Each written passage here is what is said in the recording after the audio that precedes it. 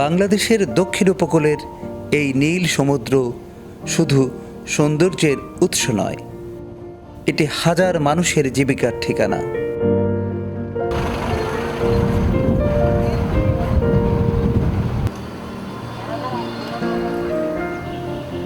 কক্সবাজারের জেলেরা প্রতিদিন সমুদ্রের বুকে পাড়ি দেয় মাছ ধরার আশায়, আর তাদের পরিশ্রমে গড়ে উঠেছে দেশের সবচেয়ে বড় শুকনো মাছের কেন্দ্র কক্সবাজার শুটকি পল্লী।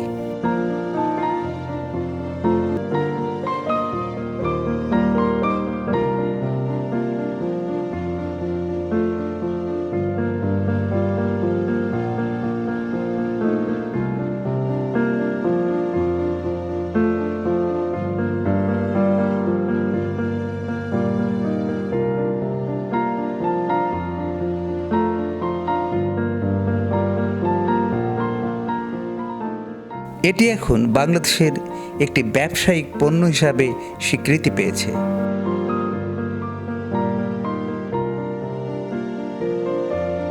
মাছ ধরার পর শুরু হয় শুটকি তৈরির দীর্ঘ প্রক্রিয়া।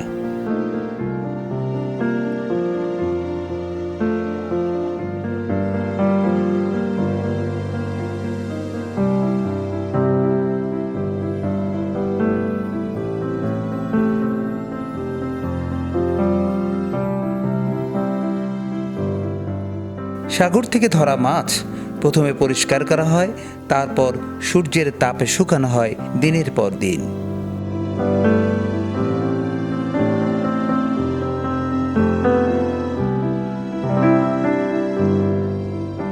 ভোরে যখন জেলেরা মাছ ধরে নিয়ে আসে, তখন মহিলা এবং পুরুষরা মিলেই তা ধোয়ার কাজ করে।